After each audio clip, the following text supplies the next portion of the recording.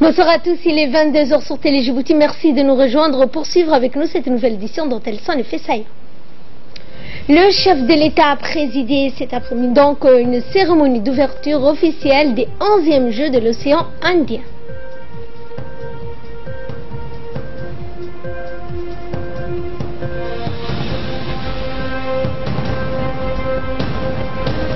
Et dans le cadre de ces Jeux du Conseil de la 7e, donc des 7 pays de l'océan Indien, une réunion ministérielle des membres s'est tenue au Kempinski Palace Hotel. En nouvelle du monde, Trump affiche sa fermeté face à Kim Jong-un, c'est ce que nous verrons en fin de journée.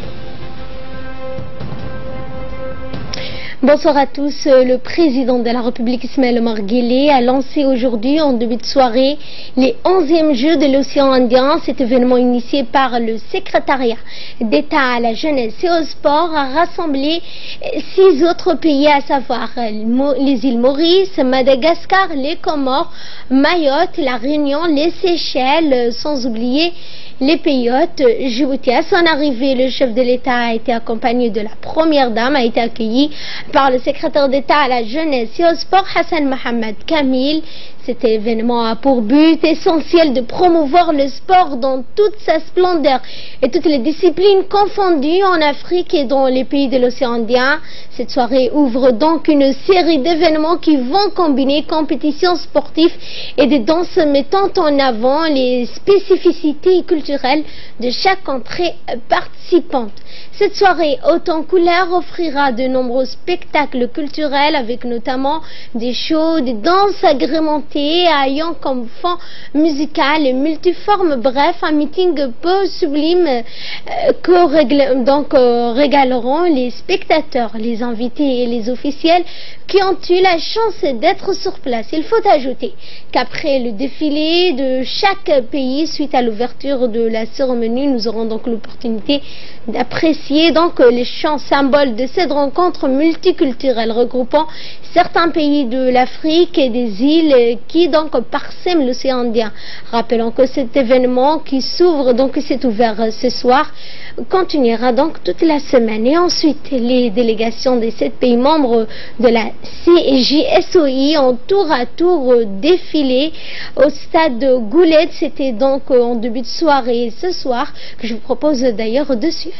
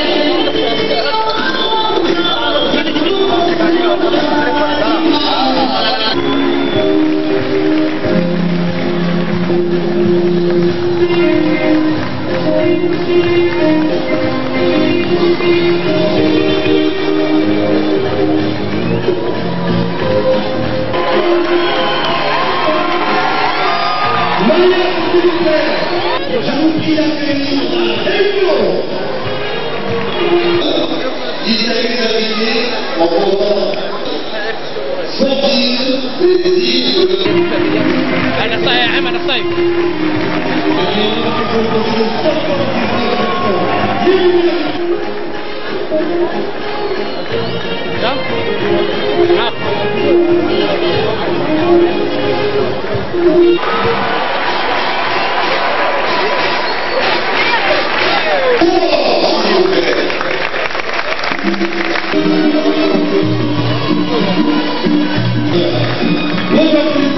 S'il vous plaît.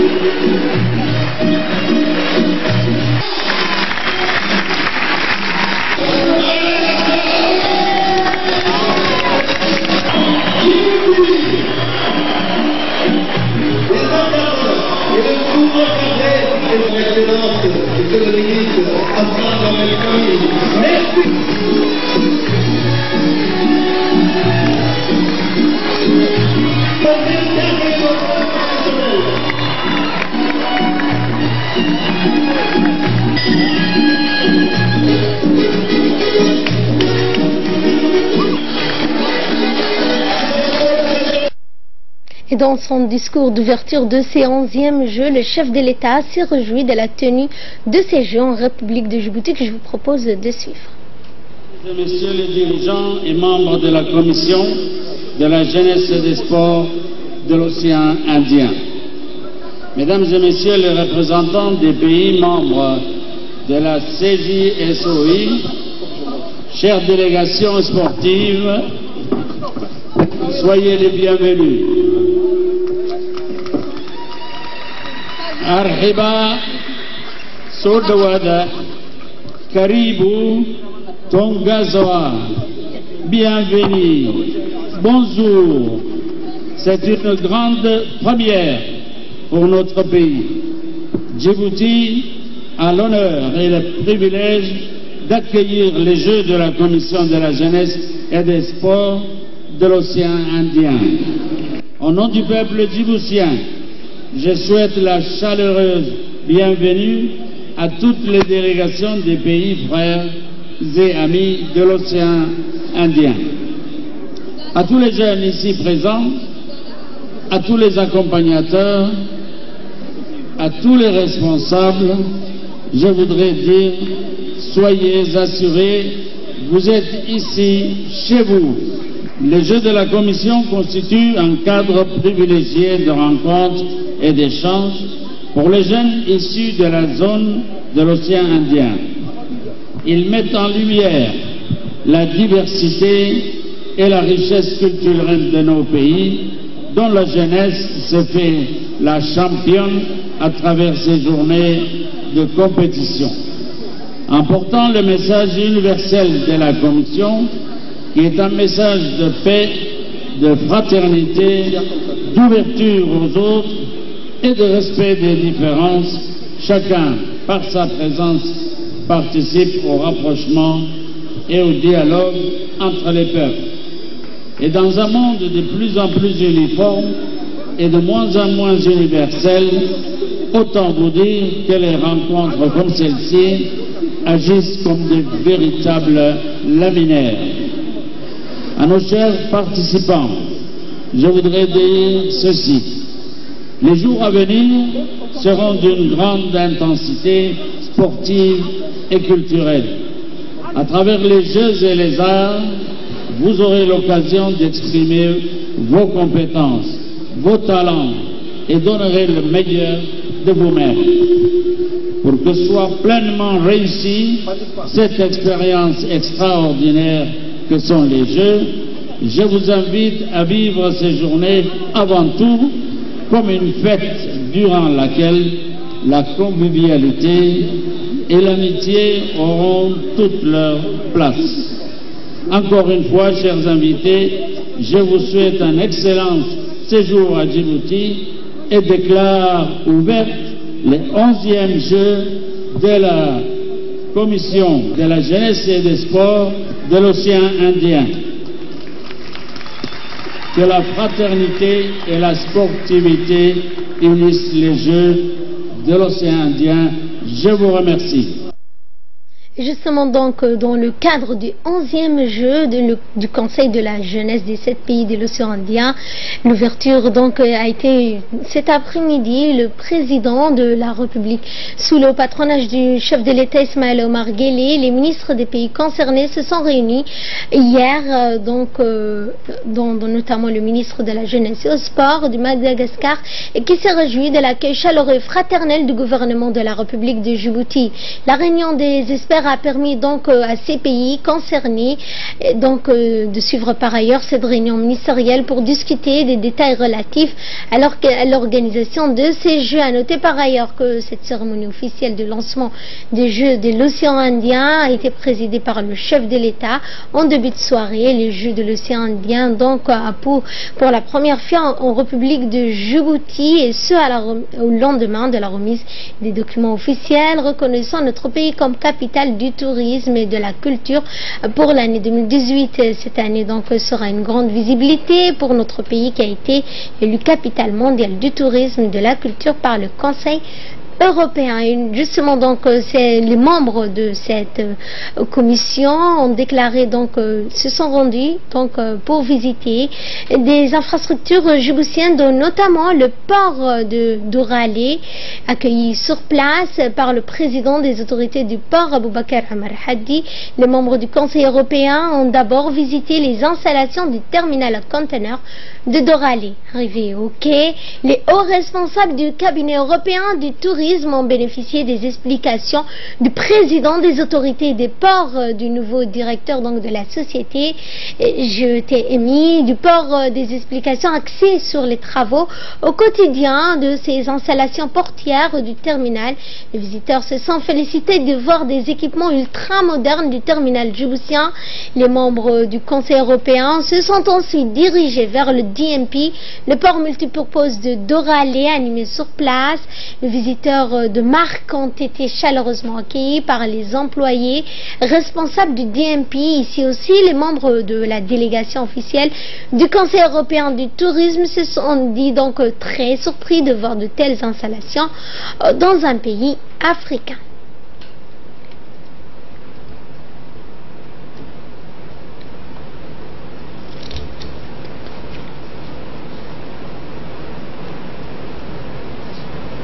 Santé, cette fois, les activités du bloc opératoire de l'hôpital général Pelletier ont connu une nette augmentation avec l'arrivée des nouvelles spécialités telles que la neurochirurgie.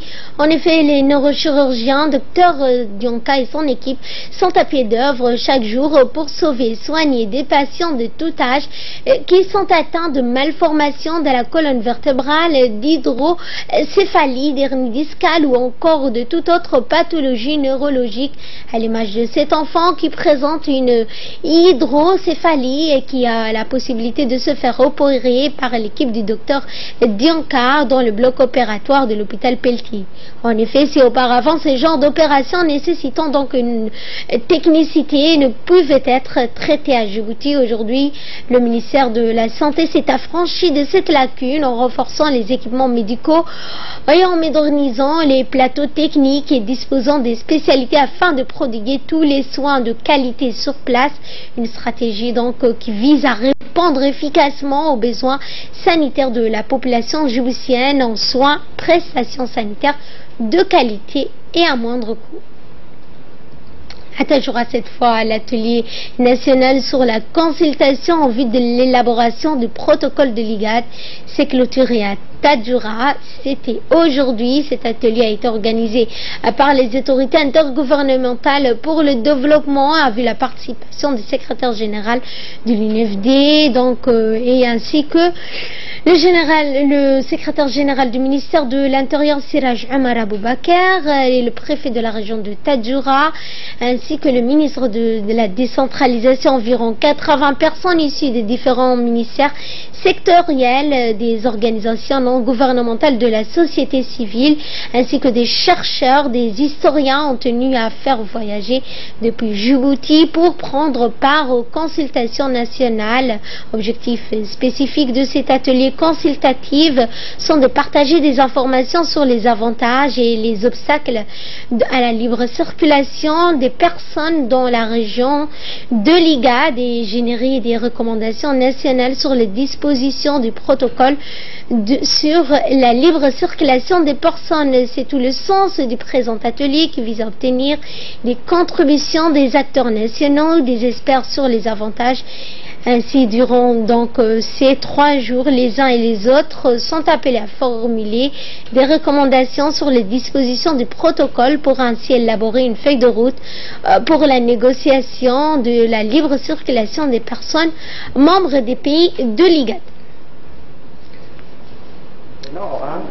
À contribuer, donc ça aussi, j'espère que les prochaines visites à Tadjoura, vous aurez l'occasion de profiter parce que nous avons les meilleures plages de la République de Djibouti, nous avons des montagnes, nous avons beaucoup de choses, donc j'aimerais que vous partez aussi avec d'autres choses de la région de Tadjoura.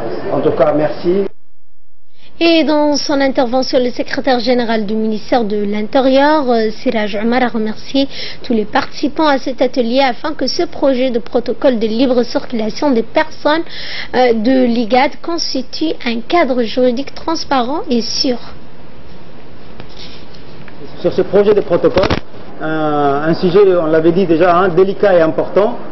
En tout cas, les participants ont donné, comme le ministre l'avait suggéré aussi dans son discours inaugural, les meilleurs d'eux-mêmes. Et j'ai tenu aussi à remercier tous ceux qui ont en tout cas fait des propositions, et même ceux qui ne l'ont pas fait mais qui ont eu au moins le mérite de rester là. On a beaucoup malmené, des fois à tort, et aussi des fois à raison, toujours à notre côté. On le remercie sincèrement, c'est très rare, c'est un représentant. Et enfin, bon, écoutez, je n'ai pas grand-chose à ajouter, juste pour vous rassurer peut-être, je dirais que le travail que vous avez fait est un premier travail, un premier draft.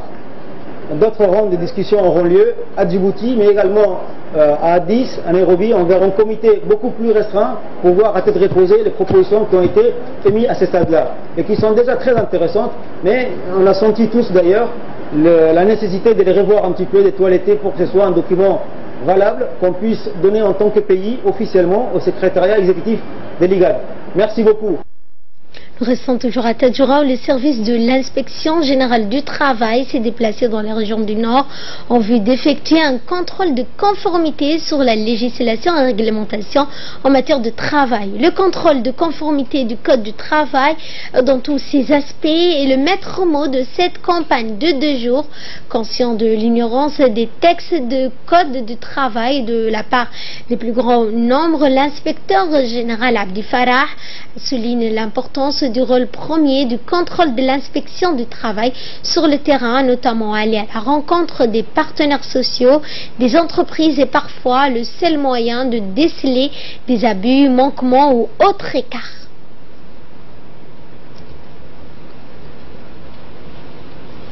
Étant donné que ça ne relève pas de notre compétence, de saisir un peu l'inspection des travail pour qu'elle puisse agir en conséquence. Aujourd'hui, c'est une réponse que vous avez apportée d'une manière assez efficace, je l'ai dit, parce que rester sur le terrain, écouter les 2 parties, à la fois l'employeur et les employés, c'est une très bonne chose.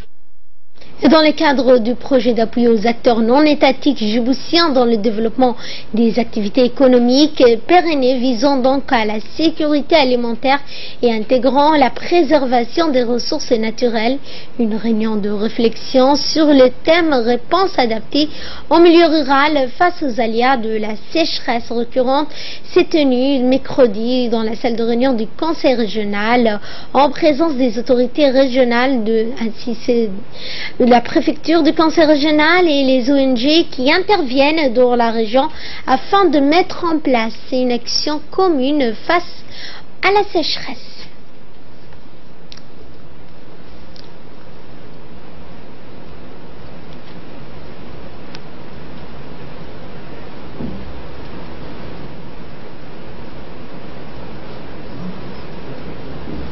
Régional, plus les différentes entités de l'État qui interviennent. On va essayer de débattre un peu là-dessus pour pouvoir ressortir des problématiques avec des solutions, Inch'Allah. Et dans le cadre de la lutte contre l'immigration clandestine, dans la nuit du 19 avril, les gendarmes du groupement mobile stationné au poste de Lakassal ont une nouvelle fois mené une opération de ratissage dans le secteur du forage de Ali-Guélé. Au cours de cette opération, les gendarmes ont interpellé 429 migrants, tous d'origine éthiopienne, dont 71 femmes désirant se rendre dans les pays du Golfe. Ces derniers étaient très affaiblis par la faim et la soif. Une assistance humanitaire en nourriture et en eau a été fournie à ces migrants. À l'issue, ils ont été reconduits aujourd'hui à la frontière de Galilée avec les moyens roulants de la gendarmerie. Et cet avis de recherche, un enfant de 8 ans dénommé Ahmed Ibrahim a été retrouvé hier soir dans l'enceinte de l'hypermarché Bawadimoul. Le petit a été remis à la brigade de la gendarmerie d'Anguela. Sa mère s'appelle Amina. Pour toute personne qui semble reconnaître les descriptions de ce petit garçon, veuillez contacter la brigade d'Anguela, donc au numéro suivant, le 21 32 08 36. Et de là, nous passons à ce qui domine l'actualité à travers le monde, notamment ce dialogue nord-coréen. Donald Trump qui affiche sa fermeté face à Kim Jong-un. Pour nous en parler en détail, nous avons avec nous sur ce plateau Hussein Aoulet. Bonsoir Hussein. Bonsoir, donc Fardou, c'est effectivement le président américain, donc Donald Trump prévient le leader donc nord-coréen, donc Kim Jong-un, si les rencontres à venir pour laquelle le président américain a donné son accord ne permet pas de réelle avancée, il n'hésitera pas donc à abandonner ces rendez-vous pourtant inédits. Une fermeté affichée de nature à rassurer le Premier ministre japonais Shinzo Abe en visite aux États-Unis. La rencontre avec Kim Jong-un devrait avoir lieu d'ici début juin, mais pas aux États-Unis, a précisé donc ce mardi le locataire de la Maison-Blanche. Et sur la zone euro, le président français Emmanuel Macron, Hussein, veut convaincre Angela Merkel d'être plus solidaire envers l'Union, et notamment face à la montée donc de l'extrémisme, mais surtout donc à l'arrivée des migrants. Oui, donc effectivement, Fardous, le président français Emmanuel Macron a appelé donc hier à Berlin pour l'introduction davantage de solidarité financière entre pays de la zone euro pour éviter de nouvelles crises face au scepticisme de l'Allemagne sur la question. Concrètement, parmi les projets de refondation de l'Europe, la France appelle de ce vœu la création d'un budget autonome de la zone euro pour soutenir les investissements ou encore la création d'un poste de ministre des Finances de l'Union monétaire. L'Allemagne, qui redoutait traditionnellement de devoir payer pour des pays trop dépensiers, est très sceptique. Angela Merkel l'a laissé entendre jeudi en insistant surtout sur le fait que les États devaient et même chacun de leur côté faire des efforts nationaux, des économies et des réformes pour rendre donc les économies plus compétitives. Alors que M. Macron a qualifié la refonte de la zone euro comme le cœur de ce qu'il souhaite faire en Europe, Mme Merkel n'a mentionné le sujet qu'en dernier dans sa liste des réformes nécessaires en Europe après une politique migratoire ou une politique étrangère commune. Et cet accident de train en Autriche qui a fait 54 morts. Effectivement, donc les Fardous, c'est plus que perdre que de mal en Autriche. Une soixantaine de personnes ont été blessées en gare de Salzbourg, la plupart légèrement. Un simple manœuvre de raccordement mal exécuté entre deux trains à destination de Vienne, l'un venant de Zurich et l'autre de Venise. Des 140 passagers étaient à bord de ces trains de nuit et encore dans la couchette au moment de l'accident Fardous. Et un mot de sport, donc pour clore cette édition, Arsène Wenger va quitter Arsenal. Effectivement, donc Fardous, les Français Arsène Wenger donc a annoncé aujourd'hui qu'il quitterait son poste d'entraîneur au sein du club londonien d'Arsenal à la fin de la saison, à l'issue de sa 22e année à la tête de l'équipe de Premier League. Après un examen attentif et après discussion avec le club, je pense que c'est le bon moment pour moi de me retirer à la fin de la saison, a déclaré l'entraîneur d'origine alsacienne dans un communiqué publié donc sur le site du club, à qui il déclare son amour et son soutien pour toujours Fardous. Merci Hussein pour ces éclaircissements. Merci également à vous de nous avoir suivis. Excellente soirée.